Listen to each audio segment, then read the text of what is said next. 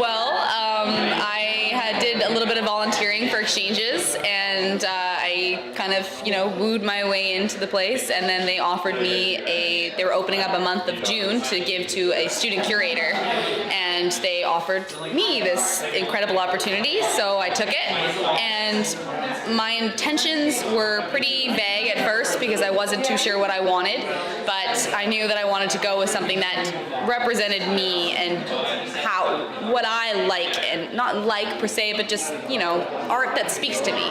So it was a long, long hunt, and then like everything in my life, it ended up being a last minute thing where I ended up finding 2 artists from ExhibitVic, and then there was 3 artists, including myself, from Camosun, and then one kind of wild card that was also from Camosun in one of my classes, but she's actually from Emily Carr in Vancouver.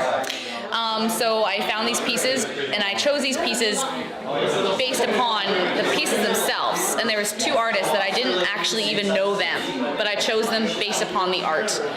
And every piece of art here just spoke to me in some way. And then once I gathered all their artist statements and bios and everything like that, it was actually quite haunting the way that it all kind of came together and how similar some of our intentions actually were. So from there, I contacted the artists. I let them know that I admired their work and I wanted them to be in my show. And one thing led to another, and then it was basically just a long waiting period of waiting for my chance to actually get into the gallery. So once I had all the pieces chosen,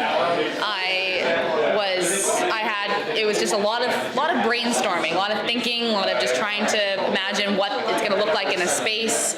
I had a few of my artists actually redo their work to a larger scale, or for one of my examples, I had a woman who did a piece with numerous paintings on them, and she presented it vertically, and I had an imagination of it being horizontal and wrapped around. So yeah, so I kind of got everybody just to recreate their things in some small way to fit what I believe to be, what I thought would be a really great show. And then, of course, at first I wasn't going to include any of my work because I thought it was more about the artist and me being a curator. But in reality, I want to be an artist, not necessarily a curator, even though I think I have a knack for it. But so I put in some of my own pieces, and they were long thought, but they were made in the last 2 weeks. I'm not gonna lie, but again, it had a lot of thought to it.